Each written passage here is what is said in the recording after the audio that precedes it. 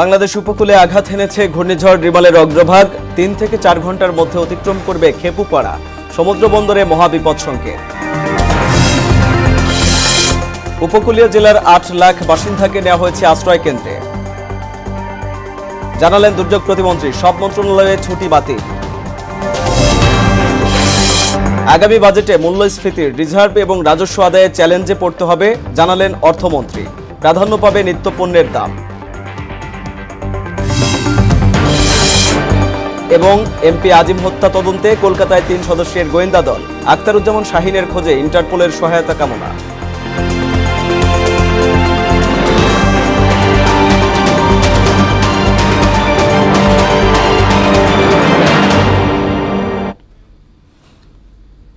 আসসালামু আলাইকুম, সবাইকে মোহনা সংবাদে স্বাগত। শুনছিলেন শিরোনাম, সঙ্গে আছি আমি আরিফুল ইসলাম। এবার পুরো খবর। সাজাপ্রাপ্ত পলাতক আসামি তারেক রহমানকে দেশে ফিরিয়ে আনতে ব্রিটিশ সরকারের কাছে আবেদন করা হবে বলে জানিয়েছেন প্রধানমন্ত্রী শেখ হাসিনা। গণভবনে কোটালীপাড়া উপজেলার নবনির্বাচিত চেয়ারম্যান, কাউন্সিলর ও আওয়ামী লীগ নেতাকর্মীদের উদ্দেশ্যে দেয়া বক্তব্যে তিনি বলেন, তারেক জিয়াকে দেশে এনে তার সাজা বাস্তবায়ন করা হবে। এর মাধ্যমে অগ্নিসন্ত্রাস আর জঙ্গিবাদ সহ যেসব কর্মকাণ্ড ঘটিয়েছে সেগুলোর হাত থেকে দেশের মানুষ মুক্তি পাবে। সরকার প্রধান বলেন, জাতির পিতার খুনি যারা বাইরে আছে তাদেরও আনার চেষ্টা করছে সরকার।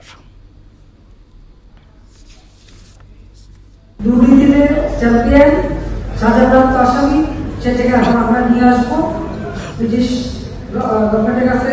আমরা সেই আবেদন করবো সরকারের পক্ষ থেকে যে ওখানে যে আসামি তারেক জিয়া সাজাপ্রাপ্ত, তাকে যেন বাংলাদেশে ফেরত পাঠায়। ওই অগ্নিসন্ত্রাস, জঙ্গিবাদ, সন্ত্রাসী যে সমস্ত কর্মকাণ্ড ঘটিয়েছে এখানে, সে 28 অক্টোবর 2023, তারপরে 2013, 2014 বিভিন্ন সময় সেগুলির হাত থেকে মানুষ মুক্তি পাবে। এই অগ্নিসন্ত্রাসের হাত থেকে মুক্তি। ঘূর্ণিঝড় রিমালের অগ্রভাগ উপকূলে আঘাত হেনেছে। এতে উপকূলীয় জেলাগুলোতে দমকা বাতাস ও বৃষ্টি ঝরতে শুরু করেছে। এসব এলাকার সাগর ও নদী বিক্ষুব্ধ রয়েছে। সন্ধ্যা 6টার পরবর্তী 3 থেকে 4 ঘন্টা অর্থাৎ রাত 9টা থেকে 10টার দিকে এর কেন্দ্র উপকূল অতিক্রম করবে। আবহাওয়া অধিদপ্তরের তথ্যমতে উপকূলীয় জেলা খুলনা, সাতক্ষীরা, বাগেরহাট, পিরোজপুর, ঝালকাঠি, বরগুনা, বরিশাল, ভোলা ও পটুয়াখালী অতিক্রম করবে ঘূর্ণিঝড় রিমাল। ঘূর্ণিঝড়ের ক্ষতি এড়াতে পায়রা ও মংলা সমুদ্র বন্দরকে 10 নম্বর মহাবিপদ সংকেত দেখিয়ে যেতে বলা হয়েছে। কক্সবাজার ও চট্টগ্রাম সমুদ্র বন্দরকে 9 নম্বর মহাবিপদ সংকেত দেখিয়ে যেতে বলা হয়েছে। উপকূলীয় জেলা চট্টগ্রাম, কক্সবাজার, ফেনী, কুমিল্লা, নোয়াখালী, লক্ষ্মীপুর, চাঁদপুর এবং তাদের অদূরবর্তী দ্বীপ ও চরসমূহ 9 নম্বর মহাবিপদ সংকেতের আওতায় থাকবে। দ্বীপ ও চরসমূহের নিম্নাঞ্চল স্বাভাবিক জোয়ারের চেয়ে 8 থেকে 12 ফুট অধিক উচ্চতার বায়ুতাড়িত জলোচ্ছ্বাসে প্লাবিত হতে পারে। ঘূর্ণিঝড় রিমাল সন্ধ্যা 6টা থেকে পরবর্তী 3 থেকে 4 ঘন্টার মধ্যে উপকূলীয় অঞ্চলের আঘাত হানতে পারে। এ সময়ের মধ্যে খেপুপাড়া অতিক্রম করবে রিমাল। এ সময় বাতাসের গতিবেগ 90 কিলোমিটার থেকে 120 কিলোমিটার পর্যন্ত হতে পারে। পায়রা, মংলা সমুদ্র বন্দরগুলোকে 10 নম্বর মহাবিপদ সংকেত দেখিয়ে যেতে বলা হয়েছে। খুলনা, সাতক্ষীরা, বাগেরহাট, ফেনী, নোয়াখালী 4 নম্বর নৌ মহাবিপদ সংকেত দেখাতে বলা হয়েছে। নিম্নাঞ্চল স্বাভাবিকের চেয়ে 8 থেকে 12 ফুট উচ্চতায় জলোচ্ছ্বাস হতে পারে। সকল মাছ ধরার নৌকা ও ট্রলারকে পরবর্তী নির্দেশ না দেওয়া পর্যন্ত নিরাপদ আশ্রয়ে থাকার পরামর্শ দেওয়া হয়েছে। ভারী বৃষ্টিপাত 300 থেকে 350 মিলিমিটার পর্যন্ত হতে পারে। ক্ষয়ক্ষতির পরিমাণ বাড়তে পারে। বাংলাদেশের উপকূলীয় এলাকায় প্রবল ঘূর্ণিঝড়ের প্রভাবে বৃষ্টিসহ দমকা অথবা জোরো হাওয়া অব্যাহত রয়েছে। এটি আরও উত্তর দিকে অগ্রসর হয়ে আজ 26 মে 2024 সন্ধ্যা 6টা থেকে পরবর্তী 3 থেকে 4 ঘন্টার মধ্যে মংলার নিকট দিয়ে সাগর আইল্যান্ড এবং খেপুপাড়া উপকূল অতিক্রম করতে পারে। ঘূর্ণিঝড় রিমালের প্রভাবে সাতক্ষীরা থেকে কক্সবাজার পর্যন্ত এলাকায় ক্ষয়ক্ষতির ঝুঁকি আছে বলে জানিয়েছেন দুর্যোগ ব্যবস্থাপনা ও ত্রাণ প্রতিমন্ত্রী মহিবুর রহমান। বলেন, উপকূলীয় জেলাগুলোর প্রায় 8 লাখের বেশি মানুষকে আশ্রয়কেন্দ্রে নেওয়া হয়েছে। দুপুরে সচিবালয়ে দুর্যোগ মোকাবেলা বিষয়ক আন্তমন্ত্রণালয়ের সভা শেষে এসব কথা বলেন প্রতিমন্ত্রী। দুর্যোগ মোকাবেলা ও দুর্গত মানুষের পাশে থাকার সব মন্ত্রণালয়ের কর্মকর্তা কর্মচারীদের ছুটি বাতিল করা হয়েছে বলেও জানান তিনি। আমাদের সমস্ত মন্ত্রণালয়ের সমস্ত কর্মচারীদের আমাদের ঝড় শেষ না পর্যন্ত সমস্ত ছুটি বাতিল করা হয়েছে এবং আমাদের যে সমস্ত যানবাহন লঞ্চ স্টিমার চলাচল করছে সেগুলি বন্ধ থাকবে। এমনকি আমরা যে বঙ্গবন্ধু টার্মিনাল যে চিটাগাং সেটাও আমরা আজকে সন্ধ্যা থেকে পরের দিন সকাল পর্যন্ত বন্ধ রাখার সিদ্ধান্ত হয়েছে। দর্শক, বরগুনা উপকূলে ঘূর্ণিঝড়ের খবর জানাতে সরাসরি যোগ দিচ্ছেন সহকর্মী সাগর আকন। সাগর, ঘূর্ণিঝড় রিমালের প্রভাবে উপকূল পরিস্থিতি কেমন দেখছেন আর কি ধরনের প্রস্তুতি নিয়েছে প্রশাসন?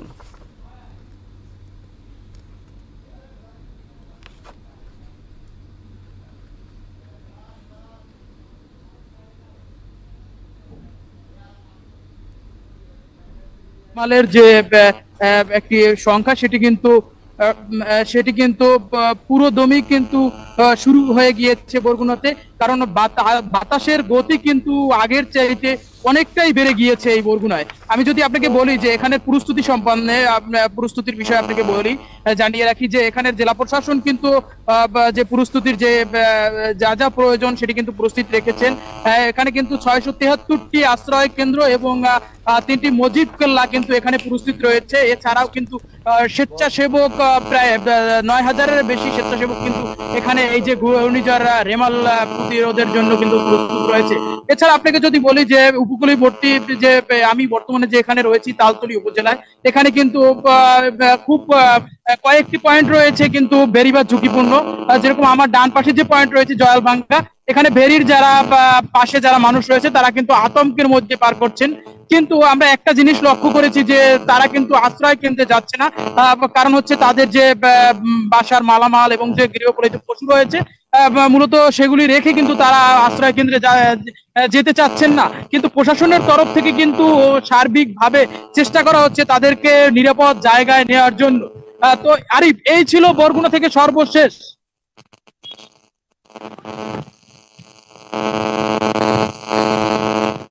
চট্টগ্রাম থেকে আমাদের সঙ্গে যোগ দিচ্ছেন সহকর্মী আলী শাহিন।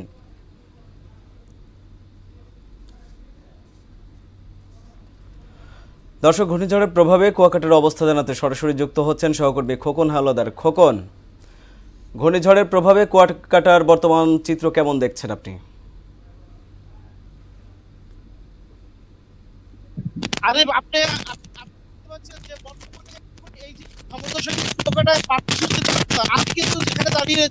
আমি কিন্তু ঠিকমতো এখানে দেখতে পাচ্ছি না।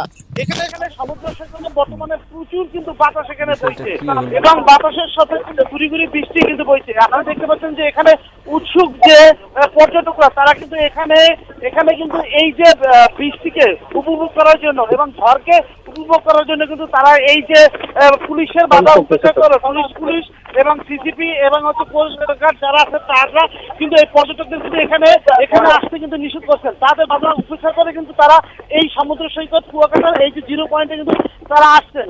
অনেকের সাথে আমি কথা বলেছি, তারা আমাদেরকে যেমনটা জানিয়েছেন যে এই যে 10 নম্বর মহাবিপ্লব সঙ্গে দর্শক দেখতে কেমনটা হয় এইটা কিন্তু তারা দেখার জন্য কিন্তু এই সমুদ্র সৈকতে কিন্তু তারা এখানে এসেছেন। আর আপনাকে একটা ব্যাপারে জানিয়ে রাখি যে কলাপাড়ায় কিন্তু একজন আজকে এই যে উপচে পড়া যে ঢেউ এবং এই যে স্রোতের কারণে ভেরিবাদ ভেঙে কিন্তু একজনের কিন্তু প্রাণহানি হয়েছে, শহীদ নামে একজনের।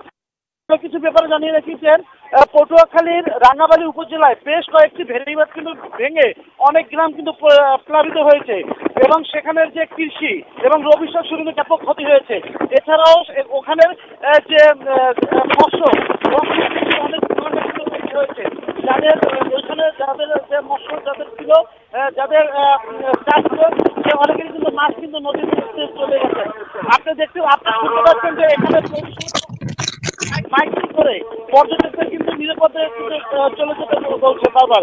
এছাড়া আমরা দেখেছি এখানে যে টুরিস্ট পুলিশ তারা খুবই তৎপর, পর্যটকদেরকে সবসময় নিরাপত্তা দেওয়ার জন্য তারা সবসময় প্রস্তুত রয়েছে।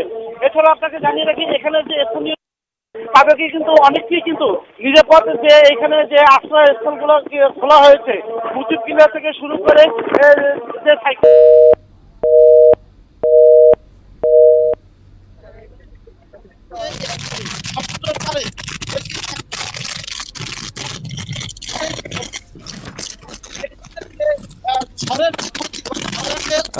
খোকন, আপনাকে ধন্যবাদ। দর্শক, এবার চট্টগ্রাম উপকূলে ঘূর্ণিঝড় রিমলের প্রভাব জানাতে সরাসরি যোগ দিচ্ছেন সহকর্মী আলী শাহিন। শাহিন, ওই অঞ্চলে ঘূর্ণিঝড় রিমলের প্রভাব কেমন দেখছেন এবং প্রশাসনের প্রস্তুতি সম্পর্কে আমাদের জানান।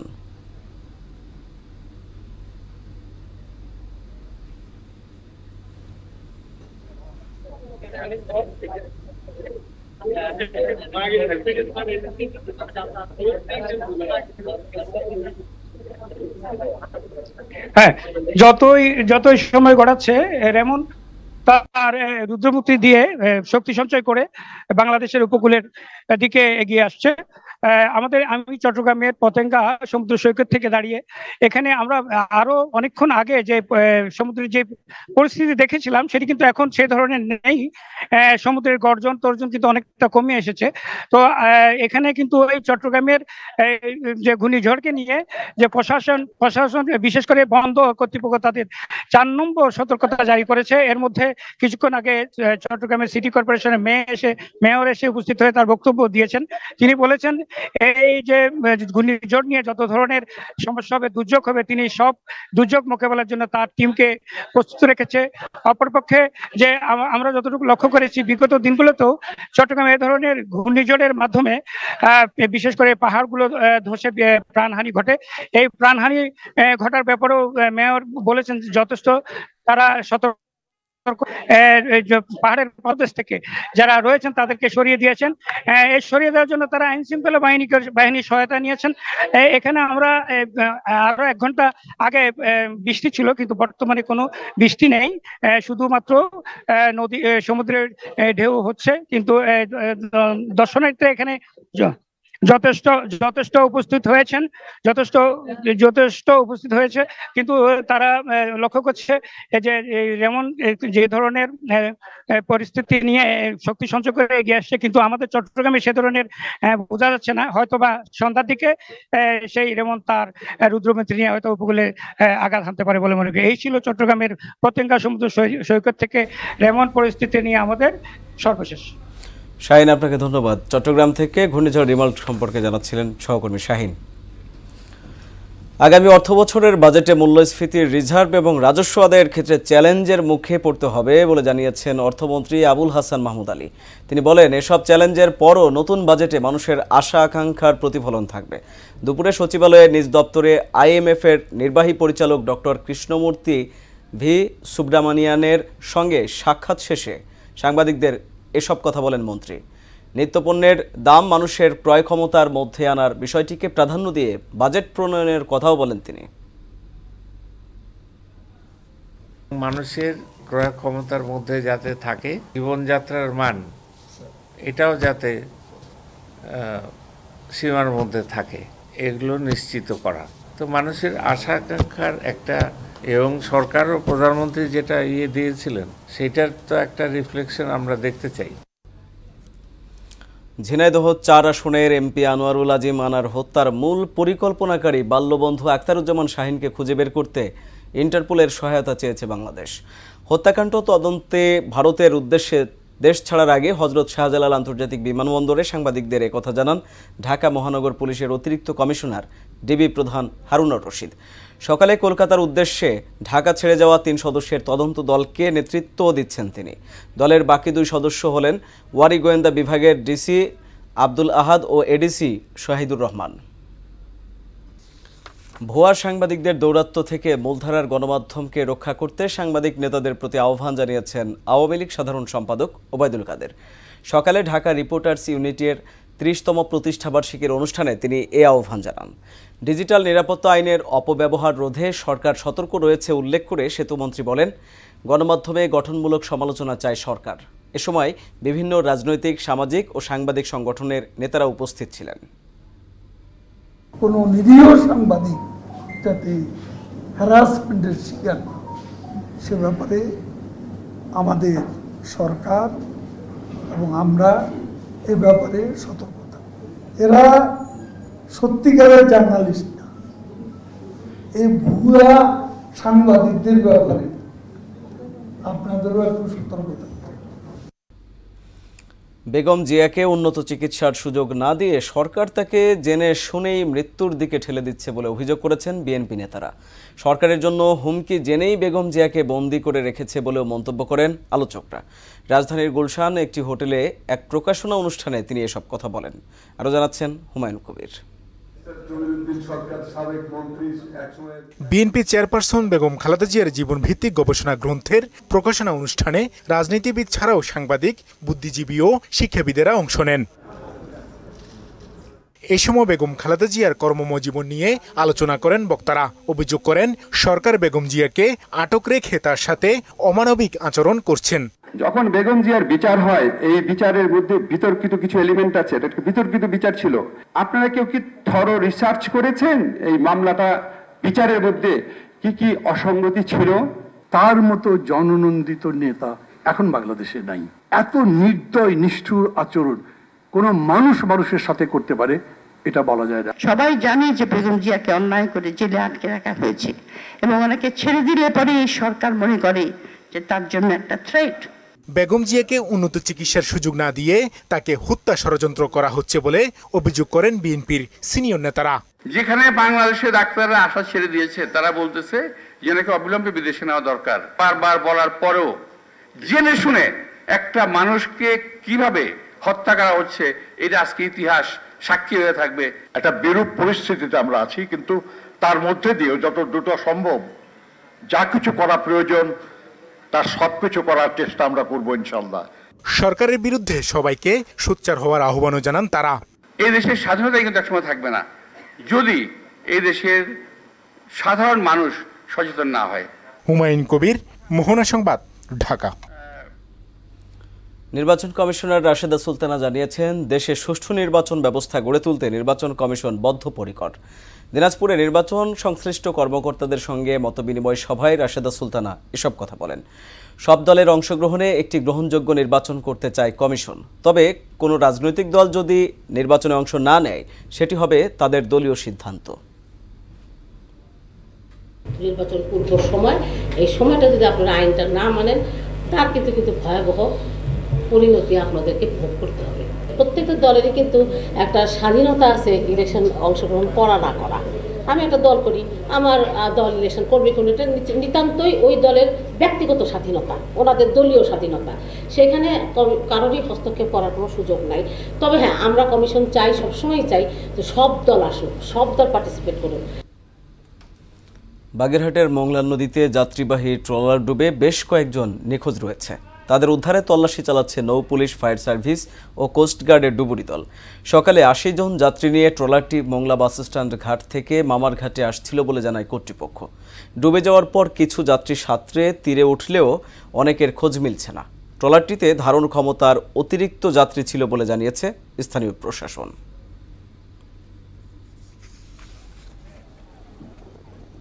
খেলার খবর, ক্রিকেট।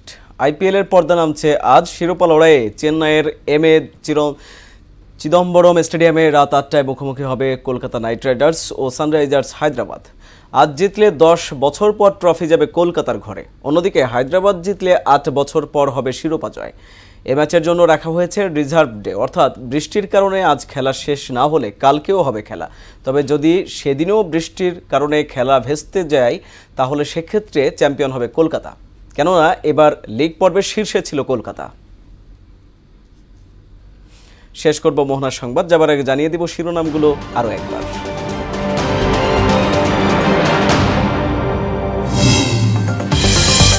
বাংলাদেশ উপকূলে আঘাত হেনেছে ঘূর্ণিঝড় রিমালের অগ্রভাগ। 3 থেকে 4 ঘন্টার মধ্যে অতিক্রম করবে খেপুপাড়া। সমুদ্র বন্দরে মহাবিপদ সংকেত। উপকূলীয় জেলার 8 লাখ বাসিন্দাকে নেওয়া হয়েছে আশ্রয় কেন্দ্রে, জানালেন দুর্যোগ প্রতিমন্ত্রী। সব মন্ত্রণালয়ে ছুটি বাতিল। আগামী বাজেটে মূল্যস্ফীতির রিজার্ভ এবং রাজস্ব আদায়ে চ্যালেঞ্জে পড়তে হবে, জানালেন অর্থমন্ত্রী। প্রাধান্য পাবে নিত্যপণ্যের দাম। এবং এমপি আজিম হত্যা তদন্তে কলকাতায় 3 সদস্যের গোয়েন্দা দল। আখতারুজ্জামান শাহিনের খোঁজে ইন্টারপোলের সহায়তা কামনা।